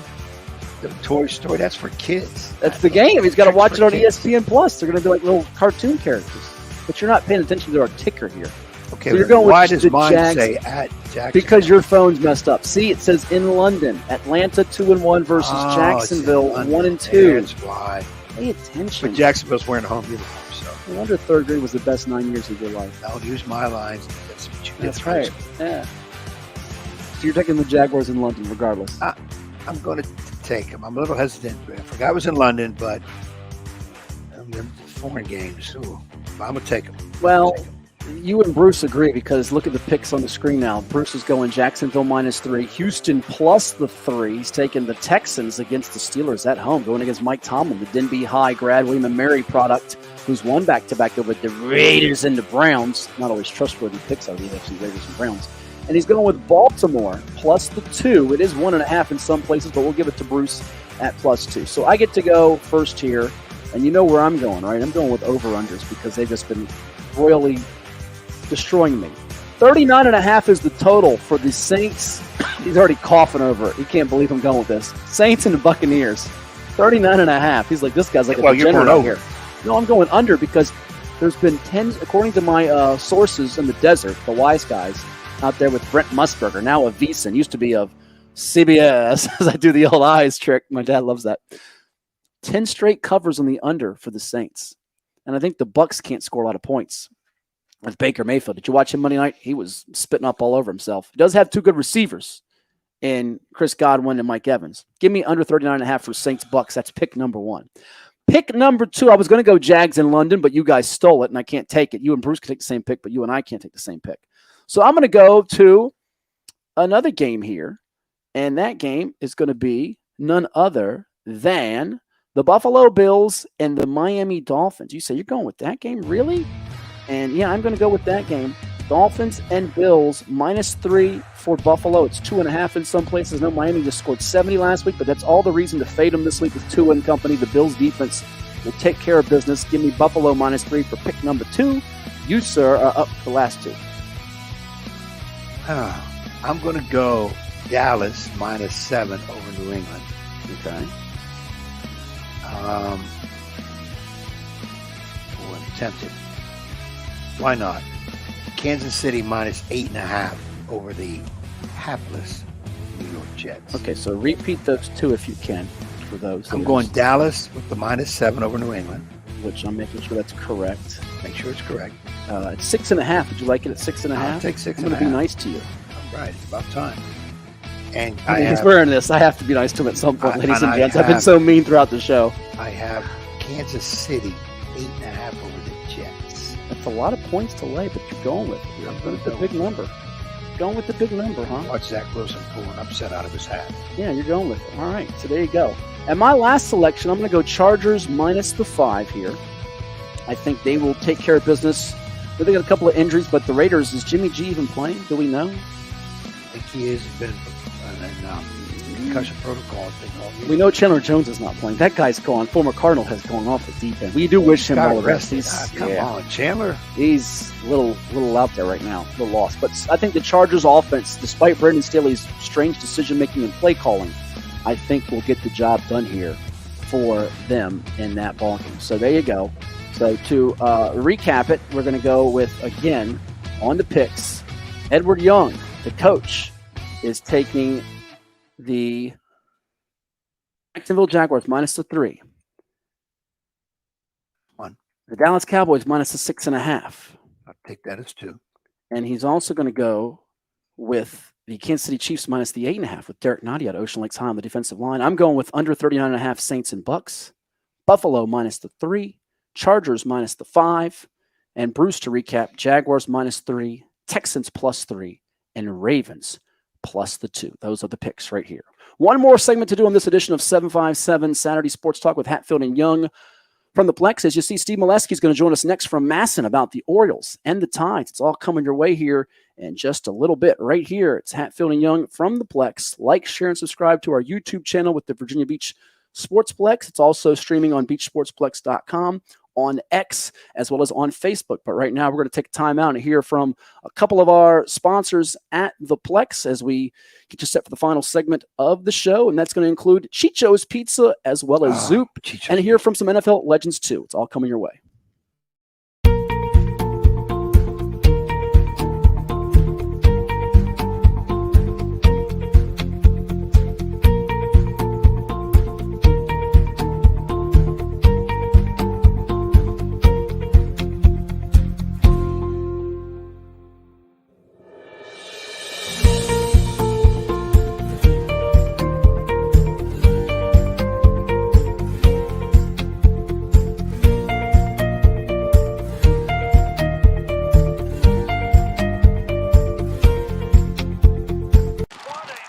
Man, I wish I was out there. Let's unretire. Why, Matt?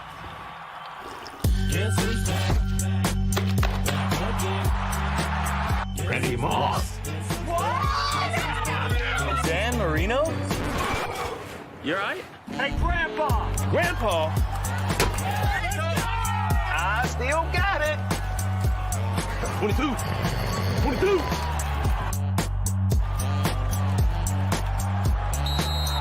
Here we again, number 13. Let's see. Hey. I need that senior discount.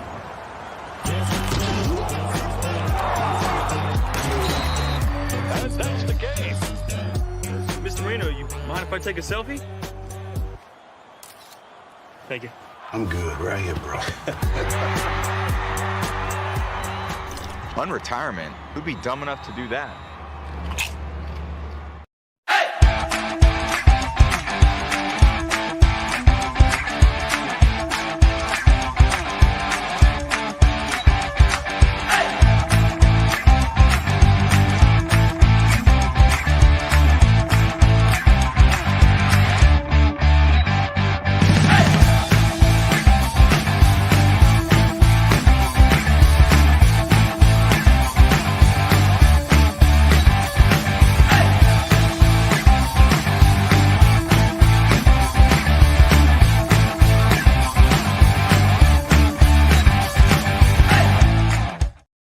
Hampton Roads has a long-running high school and college sports tradition. It's time to give them the spotlight they deserve. This is 757 Saturday Sports Talk.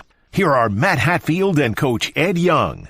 Hampton Roads has a long-running high school and college sports tradition. It's time to give them the spotlight they deserve. This is 757 Saturday Sports Talk. Here are Matt Hatfield and Coach Ed Young. All right, we heard it twice. Back here with 757 Saturday Sports Talk, Matt Hatfield and the coach Ed Young, and we are here from the PLEX. And so pleased to be joined by a special guest. You watch him all the time on MASN, which covers the Baltimore Orioles, and MASNsports.com. Read his work. He's a proud Towson University Tiger alum, and he's also proud to be getting ready to cover some postseason baseball with the Baltimore Orioles as they're going to be in the American League playoffs after the 100-win season AL East Division title. And here closer to the home front, the AAA club affiliated with the O's, the Norfolk Tides, International League champs for the first time in 38 years as they won the Governor's Cup just a couple nights ago with that 7-0 shutout of Durham. They're playing for the championship for minor league baseball at 10 o'clock p.m. Eastern tonight at Las Vegas Ballpark against Oklahoma City, the AAA affiliate of the LA Dodgers. You can follow this man on X, once known as Twitter, at MASN Steve. That's MASNSTEVE. Steve Melewski joining us here on the program. Steve, good to talk with you. How you been? Pretty good. Pretty busy following baseball this year, but it's all been good.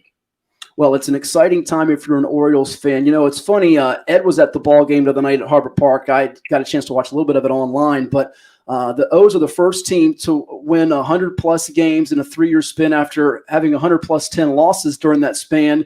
And the Tides have not had a lot of success in terms of on the field getting victories. It's their first playoff berth since 2015. And on the very same night, both teams get to celebrate titles of some sorts.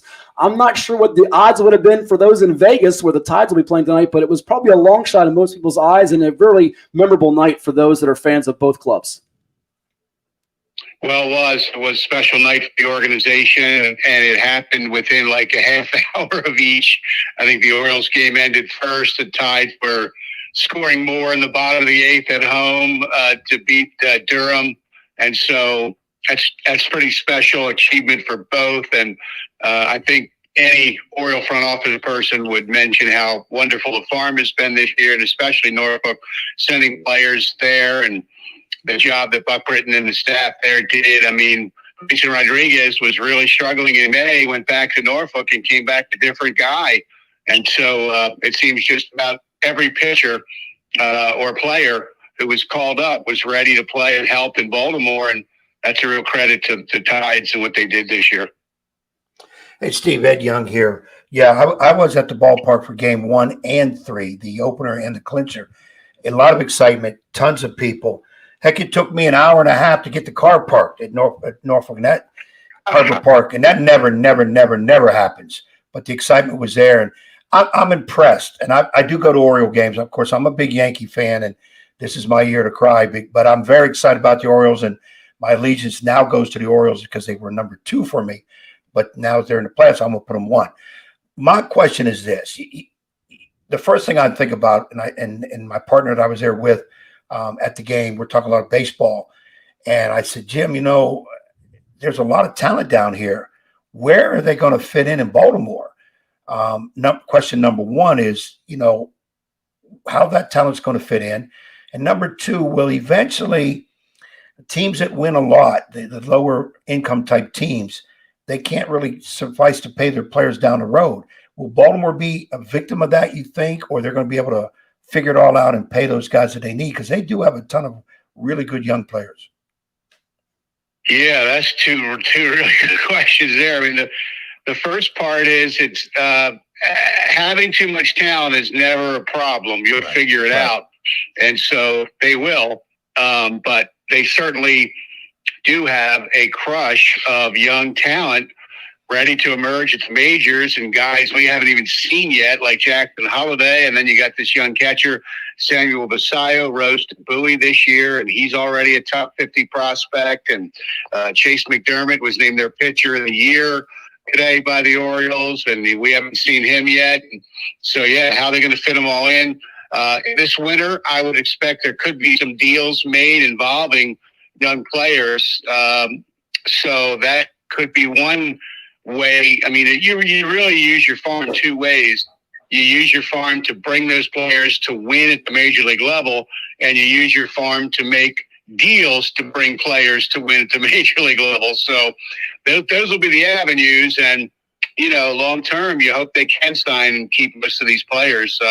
It is going to be hard for a team that's not a major market top 10 payroll team to do that, but we're going to see how they do.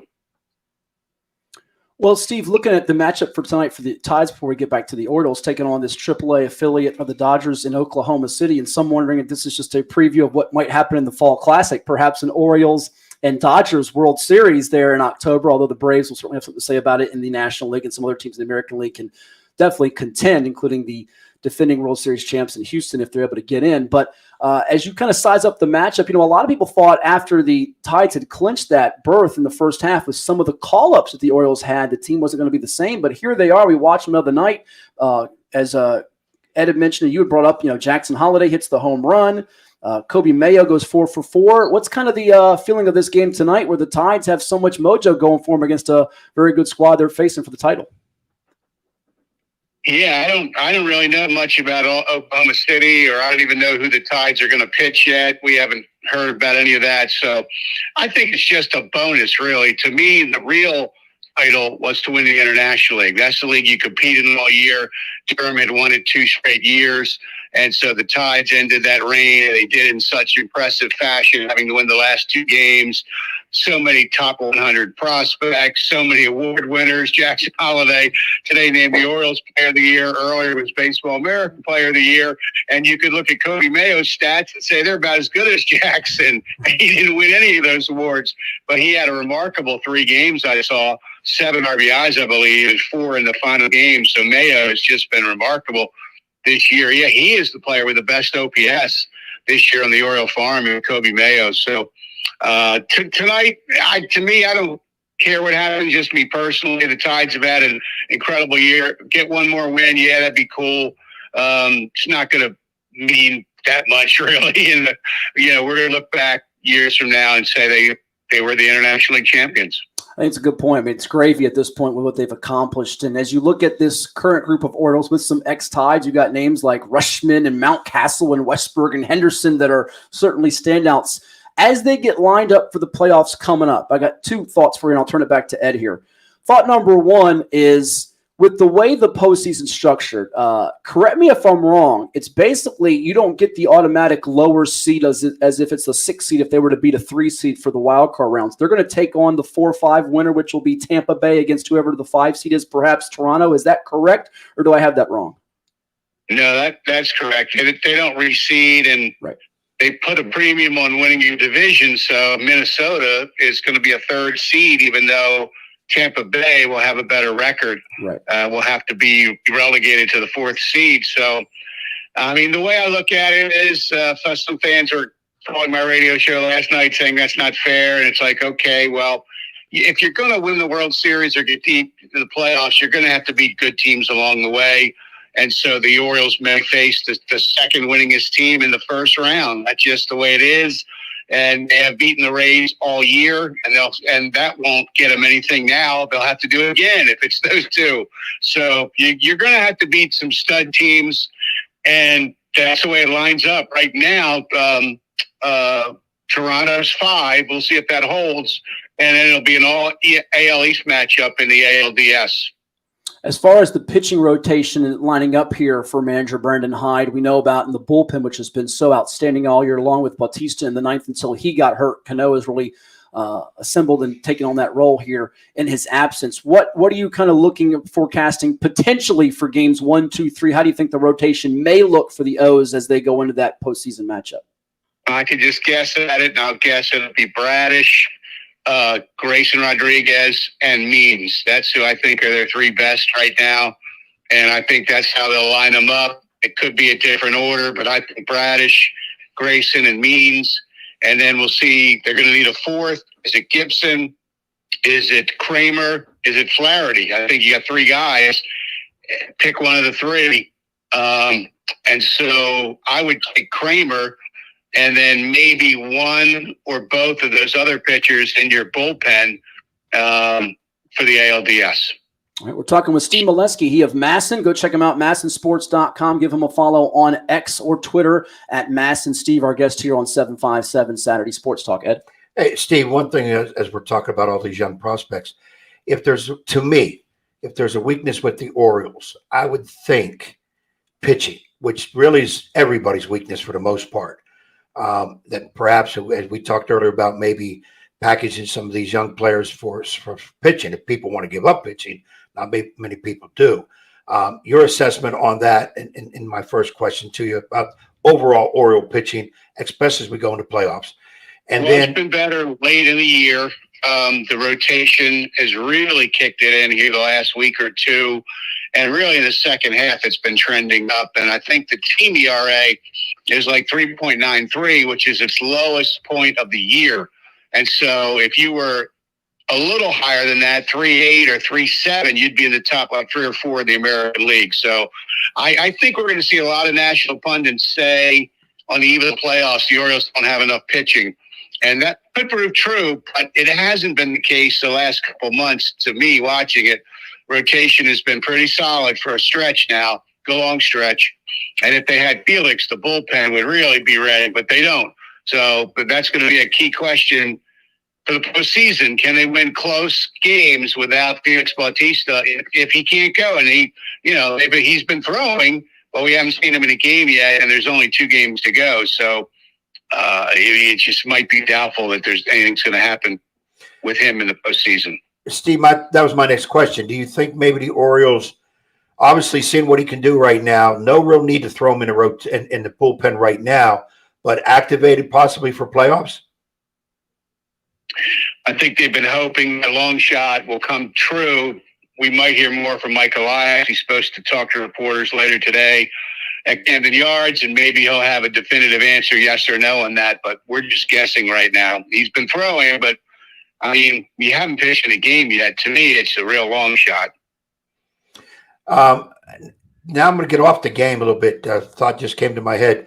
Steve, one of my favorite players when younger to watch play. To me, the epitome of defense at third base, and you know where I'm going with this. Brooks Robinson passed away a few days ago. People don't know him. He's one of the best of all time. Any recollection stories? I know Brooks was around the team a lot, spring training, very down-to-earth guy. Anything about the passing of Brooks and some memories you have of him? Oh, man, I have a lot of them. I mean, he is that guy that, everybody always says, and sometimes you're saying it to be nice about a person when they pass, that, they never said a bad word about him. But he is the guy that it's actually true about.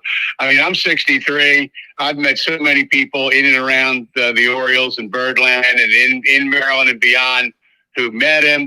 Everybody you meet has a story. I met him. My son met him. My neighbor met him. He did this for my neighbor. I've heard so many stories of wonderful things he did over his life, and we heard it while he was alive too. And he just couldn't have been a nicer guy. I mean, I have a few stories that he showed me particular kindness a couple times, and it's just he was too good to be true, except that it was true.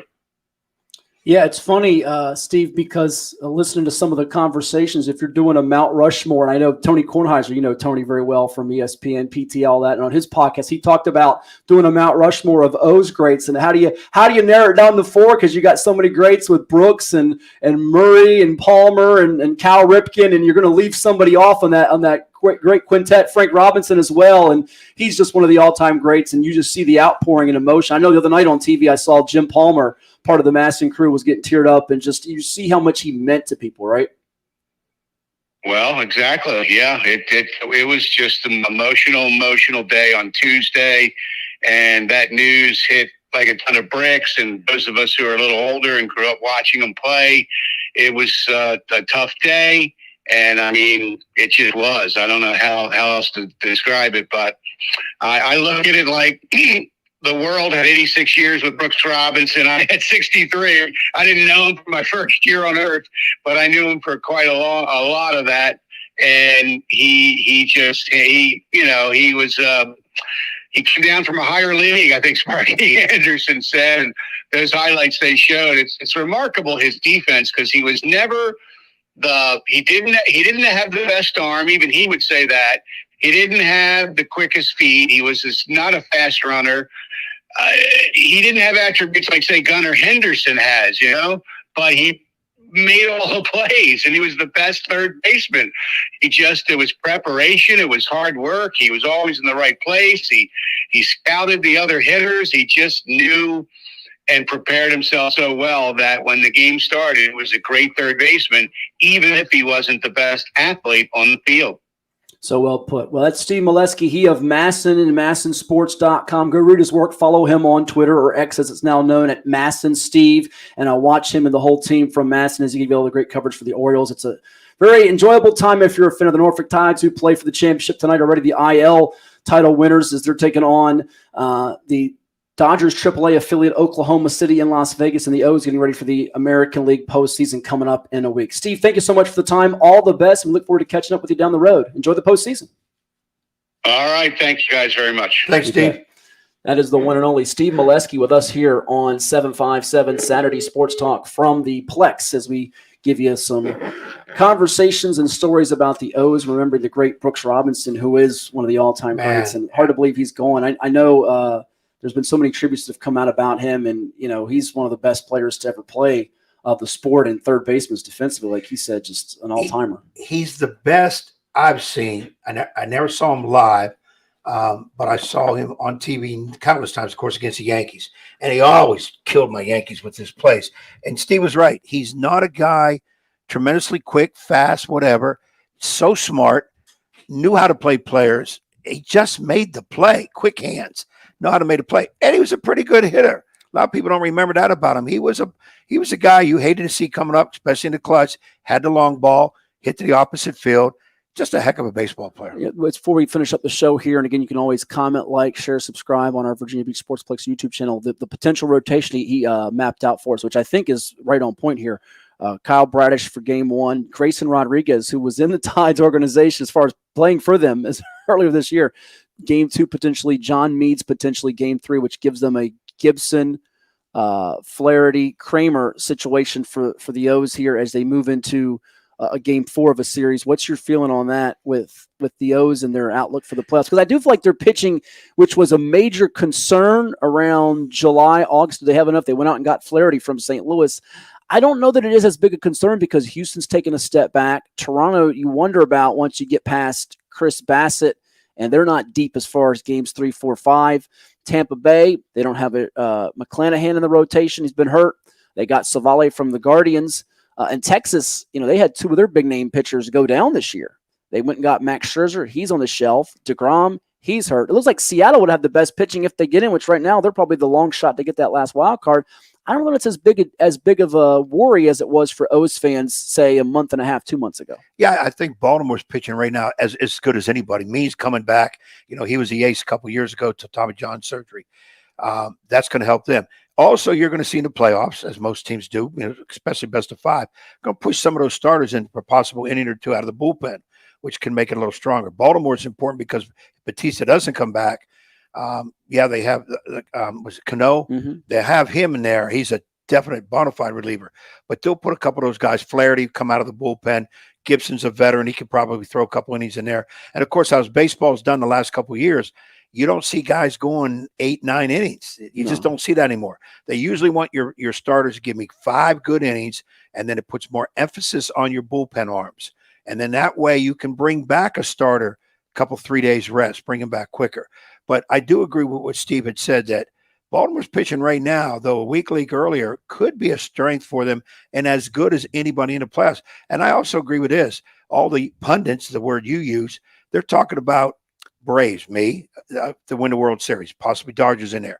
And their opponent, Houston, who's got Toronto, they got Tampa Bay. You beat the T-backs. You don't hear Baltimore mention a whole lot. Right, you don't. You just don't. It's like they had a nice year. Them kids ain't going to be able to withstand the playoffs. And I'm also a type that always says a whole lot goes to people who've been there before. Mm-hmm. But I also say this. Sometimes young kids are so and I'll use this the right way, so stupid of the situation they're in, they don't realize the pressure. They just play. Right. And maybe that word's not a good one to use, but they just play. They don't let pressure come to them.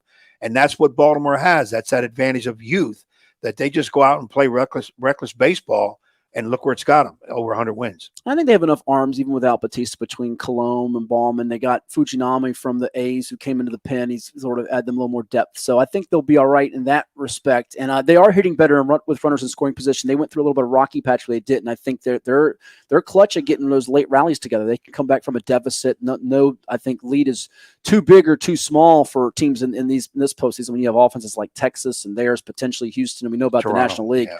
That's the one team I think, although the Orioles have owned them all year long. I've been telling this to Orioles fans, and they don't like hearing it, but I'll say it again here. I'm not trying to be the negative guy in the room.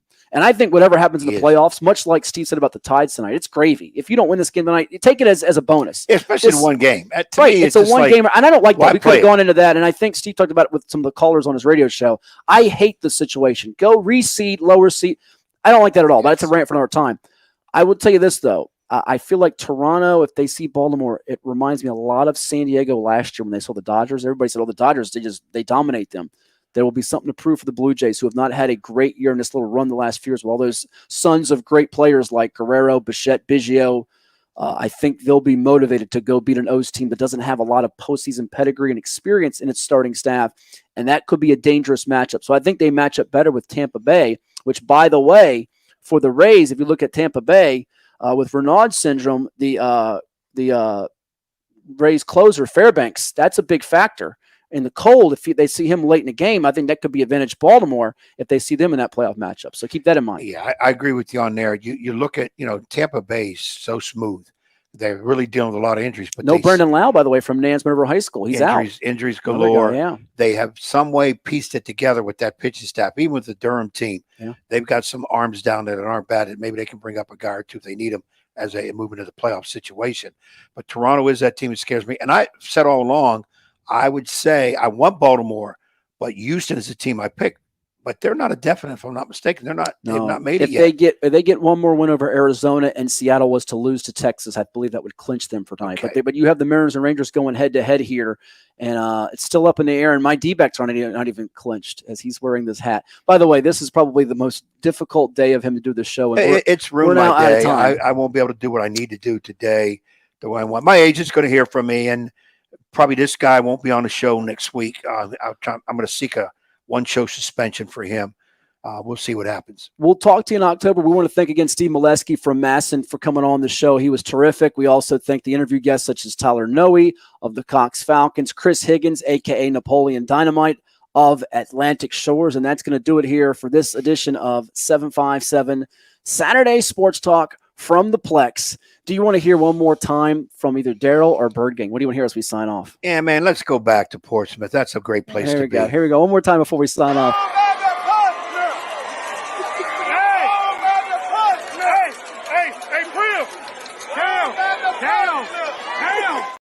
They'll be saying that to Ed. Go on back to Suffolk. Well, we'll talk to you next sign a cross or something? I think that was putting the hex on somebody. Yeah, he's putting the hex. Oh, Daryl putting the hex, man. Well, that's going to do it for this edition of 757 Saturday Sports Talk. Again, like, share, and subscribe on our YouTube channel, and we'll talk to you again next week right here from the Plex in Virginia Beach. Enjoy your sports weekend as we turn the calendar from September to October.